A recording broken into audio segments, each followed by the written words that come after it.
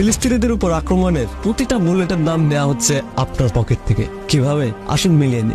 এই বাংলাদেশে কি পরিমাণ কোকাকোলা বিক্রি হয় আপনার হিসাব আছে? আপনি যে শান্তিতে কোকাকোলায় ঢোক দিচ্ছেন না, এই প্রতিটা ঢোকের কারণে ফিলিস্তিনের মানুষ এক ফোঁটা পানির জন্য প্রতিনিয়ত হাহাকার করছে।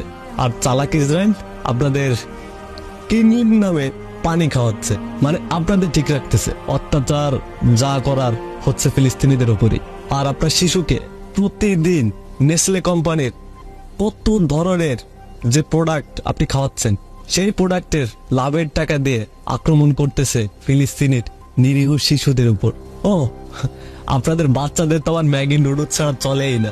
মনে আছে সেই শিশুটির কথা, যে শিশুটি বলেছিল আমি আল্লাহকে সব বলে দেব?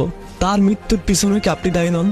আপনারা জেনে না জেনে স্প্রাইট, ফান্টা, কিটক্যাটের মতো চকলেট, এরকম আরো 46টি পণ্য কিনে আপনারা ইসরায়েলের অর্থনীতিকে সচল রাখতেছেন। আর ফিলিস্তিনি মানুষের এই গণহত্যার আপনি একজন অংশীদার হচ্ছেন।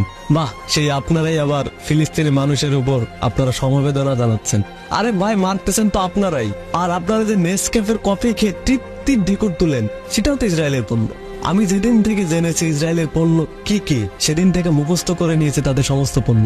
আমি সবসময় বিকল্প পণ্য খুঁজে নিয়েছি। আমি তাদের সমস্ত পণ্য বয়কট করে দিয়েছি। শুধু কম্পিউটারের ইন্টেলের প্রসেসরটা বাকি ছিল, সেটাও চেঞ্জ করে এমডি প্রসেসর লাগিয়েছি। এখন অ্যাপেল ইউজ করি, এমডি প্রসেসর ইউজ করি। আমার মতো দুই একজন তাদের পণ্য বয়কট করলে তাদের কিচ্ছু ছেড়া যাবে না। যদি আমরা সকলে মিলে তাদের পণ্য বয়কট করি, তাহলে তাদের অর্থনীতিতে ধস নামবে। আমি যে কন্টেন্টটা বানাচ্ছি, আমার লাইক, কমেন্ট, শেয়ার, ভিউ কিছু দরকার নেই। আমার শুধু একটাই চাওয়া, সমস্ত মানুষ জানো তাদের পণ্য কি কি রয়েছে এবং বিকল্প পণ্য তারা খুঁজে নিক। এটাও কিন্তু এই ইসরায়েলের বিপক্ষে এক প্রকার যুদ্ধ।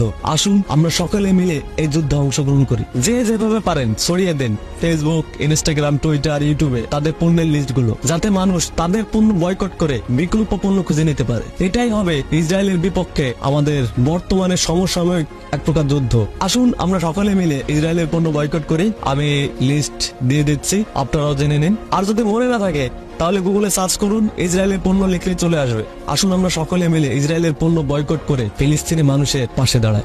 সকলকে বোঝার তৌফিক দান করুন।